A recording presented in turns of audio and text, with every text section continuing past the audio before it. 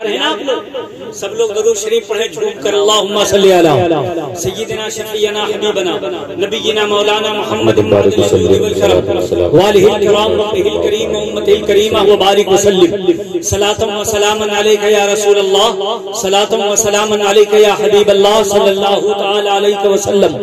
میں نے قرآن پاک کی جو آیت پڑھی ہے اس آیت کو آپ لوگ غور سے سنیے اور اس کا ترجمہ سنیے۔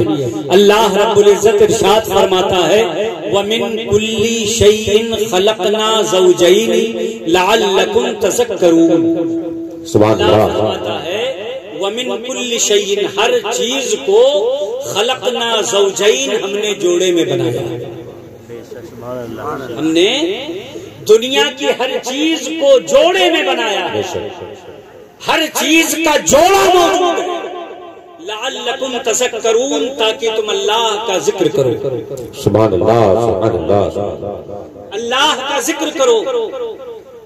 ومن کل شیء خلقنا زوجین لعلکم تذکرون، ہم نے دنیا کی ہر شے جوڑے میں بنائی۔ حضرات محترم، دنیا میں جو بھی ہے اس کا جوڑا موجود ہے۔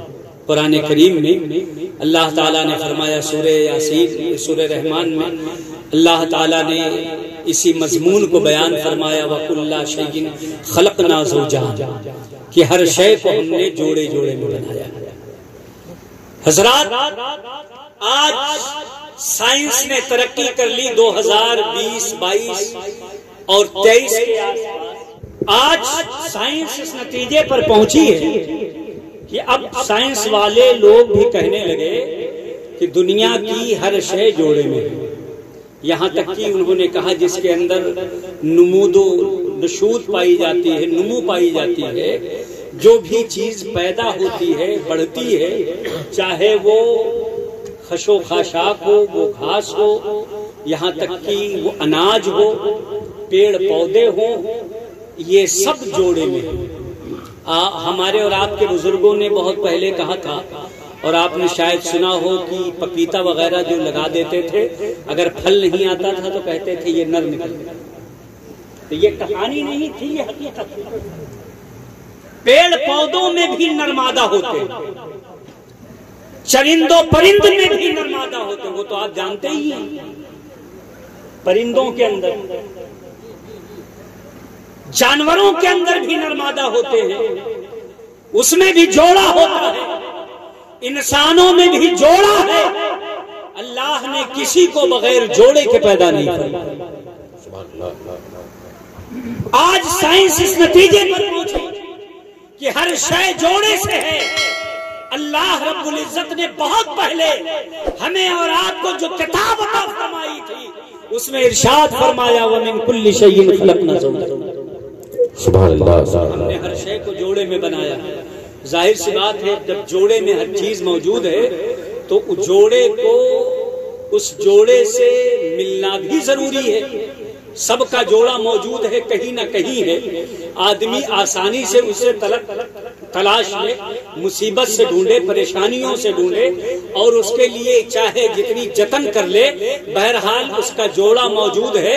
اگر آدمی اس دنیا میں آ کر اپنے جوڑے کا انصاف نہیں کرتا تو وہ گویا کہ اپنے جوڑے پہ ظلم کرتا ہے۔ آدمی یہ سوچے کہ ہم اس دنیا کے اندر سنیاسی بن کر کے رہیں، شادی نہ کریں اور جنگل میں چلے جائیں، بغیر شادی کے اپنی زندگی گزاریں، یہ بڑا ثواب کا کام ہے، یہ بڑا اچھا کام ہے۔ سنیاسی بن جانا یہ تقویٰ کے قریب ہے، سنیاسی ہو جانا یہ اللہ رب العزت کی بارگاہ میں تقرب حاصل کرنے کا ذریعہ ہے۔ تو ایسا نہیں ہے، کوئی آدمی سنیاسی بن کر اللہ کی بارگاہ میں تقرب حاصل نہیں کر سکتا۔ اللہ کی بارگاہ میں مقام محبوبیت حاصل کرنا ہے تو اسے شادی بھی کرنا ہے، اور اگر مقام محبوبیت دیکھنا چاہتے ہو تو رسول اللہ کی شان دیکھو، انہوں نے شادیاں بھی کی ہے اور اللہ کی بارگاہ میں اتنے مقرب۔ سبحان اللہ، ان کے جیسا کوئی محبوب نہیں، ان کے جیسا کوئی اللہ رب العزت کی بارگاہ میں برگزیدہ نہیں، ان کی بارگاہ، ان سے زیادہ بڑھ کر اللہ رب العزت کی بارگاہ میں کسی کو تقرب نہیں ملا ہے۔ مصطفیٰ جان رحمت صلی اللہ تعالی وسلم نے شادی کی، اور صرف شادی ہی نہیں کی بلکہ اپنی امت کو ترغیب دی، تعلیم دی، فرمایا النکاح من سنتی۔ سبحان اللہ۔ آپ سب لوگ بولے سبحان اللہ۔ سبحان اللہ۔ اگر بات سمجھ میں آ جائے تو بولنا، بڑی تفصیلی تقریر میں نہیں کروں گا۔ میں آپریٹر صاحب آپ تھوڑا سا بیس بڑھائیے، لوڈ بہت لے رہا ہے، ہلکا سا بیس اور بڑھائیے۔ درود شریف پڑھیے صلی اللہ علی النبی الامی والہ صلی اللہ علیہ وسلم۔ صلاۃ و سلام علیک یا رسول اللہ، صلاۃ و سلام علیک یا حبیب اللہ صلی اللہ تعالی علیہ وسلم۔ حضرات محترم سنیے، چلیے آپ لوگ ادھر توجہ دیجیے۔ مائک تو سیٹ ہو ہی جائے گا، نہیں بھی ہوگا تب بھی تقریر ہو جائے گی۔ اتنے لوگوں میں کوئی ضروری نہیں ہے کہ مائک ہو ہی یا بڑا اچھا ہو، ہے کہ نہیں؟ آپ لوگ سن لیجئے غور سے، تقریر ہو جائے۔ تو اللہ کے نبی نے فرمایا نکاح من سنتی، نکاح کرنا یہ میری سنت ہے، اور رسول اللہ کی سنت عبادت ہوتی ہے۔ مصطفیٰ جان رحمت صلی اللہ تعالی وسلم کا طریقہ اور آپ کے طریقے پہ چلنا یہ عبادت کہلاتا ہے۔ پتہ چلا نکاح کرنا یہ عبادت ہے۔ نکاح کرنا کیا ہے؟ عبادت۔ نکاح کرنا عبادت ہے، اور نکاح کی محفل میں شریک ہونا بھی عبادت ہے۔ سبحان اللہ۔ شرکت کے لیے آپ جب اپنے گھر سے نکلے گویا کی عبادت میں ہیں۔ اگر آپ کی نیت خالص ہو تو، اگر آپ اس ارادے سے نکلے ہیں کہ ہم مومن کی نکاح کی محفل میں جائیں گے، نکاح کے اندر شرکت کریں گے، اللہ کے نبی فرماتے ہیں جب بندے مومن کا نکاح ہوتا ہے تو جہاں پر نکاح ہوتا ہے وہاں رحمت الہی برستی ہے۔ سبحان اللہ۔ وہاں دعائیں قبول ہوتی ہیں، وہ دعا قبول ہونے کی جگہ ہوتی ہے، وہاں رحمت الہی نازل ہوتی ہے، شیطان وہاں سے بھاگ جاتا ہے، شیطان وہاں سے بھاگ جاتا ہے۔ مگر حضرات محترم ہم اور آپ نکاح میں بارات میں شرکت کی غرض سے آتے تو ضرور ہے، مگر نیت کچھ اور ہوتی ہے۔ بہت سارے لوگوں کی نیت یہ ہوتی ہے کہ بہت زیادہ لمبا ہاتھ ماریں گے کھانے پر، مٹھائی پر، شیرینی پر، ناشتے پر، پکوان پر، ٹھنڈا پر۔ اگر آپ کی نیت یہ ہے تو آپ یہ یقین کریں کہ آپ کو نکاح کی برکتیں نہیں ملیں گی۔ احباب نکاح کی محفلوں میں جاتے ہیں، جہاں نکاح ہوتا وہاں بیٹھتے ہی نہیں، دھیان ادھر ادھر ہوتا ہے۔ ناشتے کے بعد پھر کھانے کی طرف توجہ منتقل ہو جاتی ہے، ادھر ہی سارا خیال رہتا ہے۔ نکاح جس کے لیے آپ گئے ہیں اس میں آپ نے شرکت ہی نہیں کی۔ ایک مسئلہ یاد کر لیں آپ نے، جو آدمی نکاح میں شامل ہونے کی غرض سے گیا اور نکاح کی محفل میں نہیں بیٹھا تو اس کا وہاں جانا جو گاڑی پر بیٹھ کر کے گیا ہے یہ بھی جائز نہیں، وہاں کی کرسیوں پر بیٹھنا جائز نہیں، وہاں کھانا کھانا جائز نہیں، پانی پینا جائز نہیں، اس لیے کہ بلایا گیا تھا آپ کو نکاح کی میں شرکت کے لیے اور اس میں آپ حاضر ہی نہیں رہے۔ جس کام کے لیے بلایا گیا تھا اس میں آپ شامل ہی نہیں رہے، اور جس کام کے لیے نہیں بلایا گیا تھا، آپ کو نکاح کے میں شرکت کے لیے بلایا گیا تھا، اب یہ ہے بھوک لگے گی کہ تو کھانے کا انتظام ہے، بیٹھنے کے لیے کرسی کا انتظام ہے، ساتھ چلنے کے لیے گاڑی کا انتظام ہے، گاڑی میں آپ کو بٹھا کر لے جایا گیا، وہاں آپ کے لیے بیٹھنے کا انتظام کیا گیا، کھانے پینے ناشتے کا انتظام کیا گیا، مگر اصل مقصد نکاح کی محفل میں شرکت ہے۔ آدمی دعوت دیتا ہے تو کیا کہتا ہے؟ یہ تو نہیں کہتا کہ آپ وہاں چلیے، آپ کو ٹھیکہ دیا گیا ہے، کھانا بنا ہے اس کو ختم کرنا ہے، مٹھائی بنی ہے اس کو ختم کرنا ہے، ٹھنڈا منگایا گیا اس کو ختم کرنا ہے۔ آدمی دعوت اسی لیے دیتا ہے کہ آپ کو ہمارے یہاں شادی میں شرکت کرنا، اور شادی ہوتی کیا ہے؟ کیا ولیمے کا نام شادی ہے، ٹینٹ کا نام شادی ہے، سجاوٹ کا نام شادی ہے، بارات کا نام شادی ہے، ولیمے کا نام شادی ہے، ہجوم کا نام شادی ہے، ازدحام کا نام شادی ہے، پرتکلف کھانے کا نام شادی ہے، ناشتے کے انتظام کا نام شادی ہے نہیں، بلکہ آپ شریعت سے پوچھو تو آپ کو جواب ملے گا، النکاح ینعقد بالایجاب والقبول عند حضور شاہدین، تو گواہ موجود ہو، ان کے مابین ایجاب و قبول ہو جائے، نکاح ہو گیا۔ جس میں 1000 باراتی گئے ہو وہ بھی نکاح اتنا ہی مضبوط ہے جس جو نکاح مسجد کے اندر بیٹھ کر پڑھا دیا گیا۔ سبحان اللہ، سبحان اللہ۔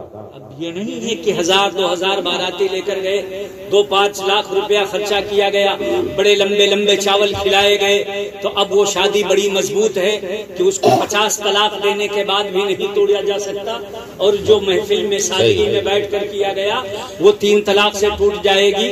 حضرات محترم، ایسی بات نہیں ہے، نکاح اسی کا نام ہے، نکاح اسی سے ہو گئے۔ اس کے علاوہ جتنی بھی ہم اور آپ رسم و رواج کو فروغ دیتے ہیں، یہ ہماری اور آپ کی غلطی ہے۔ یہ ہم نے اور آپ نے رسم و رواج کے طور پر بڑھاوا دے رکھا ہے، ہم نے رسمیں فالو کی ہیں۔ میرے آقا صلی اللہ تعالی علیہ وسلم تشریف لائے تو آپ نے ارشاد فرمایا، میں پرانی زمانے جاہلیت کی رسموں کو ختم کرنے کے لیے آیا۔ میرے آقا نے کیا فرمایا؟ میں زمانے جاہلیت کی رسموں کو ختم کرنے کے لیے آیا ہوں، کیونکہ ان لوگوں کا نکاح ایک رسم تھا اور ہمارا نکاح رسم نہیں، شریعت ہے۔ بولیے سبحان اللہ۔ دوسروں کا نکاح ہر قوم کرتی ہے کہ نہیں؟ ہر سماج کے لوگ کرتے ہیں، ہر سوسائٹی میں لوگ کرتے ہیں، ہر علاقے اور خطے میں کرتے ہیں، مگر ان کا نکاح رسمن ہوتا ہے، ہمارا نکاح شرعن ہوتا ہے۔ ان کا نکاح ایک رسم ہے، ایک رواج ہے، ایک ضرورت ہے، ہمارا نکاح سنت ہے، شریعت ہے، عبادت۔ سبحان اللہ، سبحان اللہ۔ مذہب اسلام نے نکاح کو رسم نہیں رکھا، اس لیے رسم کو فالو نہیں کرنا ہے۔ دوسری اقوام، دوسرے ادیان کے اندر، دوسرے قوموں میں نکاح محض رسم ہے، دھاگے باندھ لپیٹنا، وہاں پر آگ جلانا، اسے گواہ بنانا، وہاں پر پیڑ پودوں کو رکھنا، خش و خاشاک کو رکھنا، طواف کرنا، چکر لگانا، یہ سب رسم ہے۔ تو ہمارا نکاح رسمی نہیں ہے۔ میرے نبی نے فرمایا کہ میں رسم کو ختم کرنے کے لیے آیا ہوں، سبحان اللہ۔ رسم کو فروغ دینے کے لیے نہیں، رسم کو بڑھانے کے لیے نہیں، بلکہ زمانے جاہلیت کی رسموں کو ختم کرنے کے لیے آیا ہوں اور شریعت کو عام کرنے کے لیے آیا ہوں۔ مسلمانوں کا نکاح رسم نہیں ہے بلکہ شریعت ہے، اور شریعت مصطفیٰ کی سیرت و سنت کو کہتے ہیں۔ اس لیے مسلمانوں کو اپنا نکاح کرنے کے لیے کسی کے رسم کو دیکھنے کی ضرورت نہیں، مصطفیٰ کے سنت کو دیکھنے کی ضرورت۔ سبحان اللہ، سبحان اللہ، سبحان اللہ۔ اس لیے چاہے وہ ہلدی کی رسم ہو، چاہے مہندی کی رسم ہو، چاہے پانی بھرنے کا رسم ہو یا اور کوئی رسم ہو، یہ رسم زمانے جاہلیت کا ہے، یہ اغیار کا طریقہ۔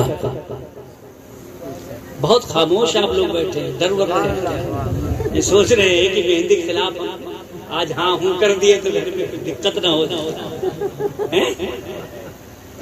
آج ہمارا معاشرہ رسموں میں ڈوبا چلا جا رہا ہے، ہماری قوم میں تباہی آتی چلی جا رہی ہے۔